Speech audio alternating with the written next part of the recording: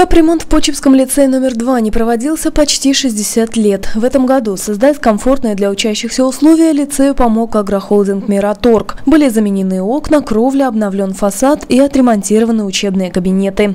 В этом году было сделано «Мираторгом», огромная проведена работа. В первую очередь, практически перекрыты современным материалом, при применении современных технологий крыши.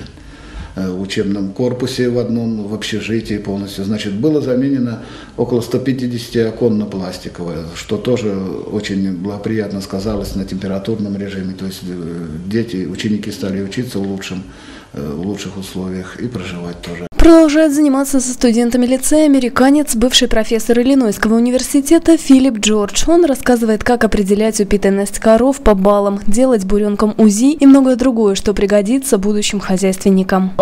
Я чувствую, что студенты очень благодарны мне, особенно когда они задают вопросы. Я понимаю, что им было интересно. Я стараюсь так проводить лекции, чтобы стимулировать их интерес, чтобы они могли понять, какая карьера ожидает их в будущем, чем им интересно будет заниматься.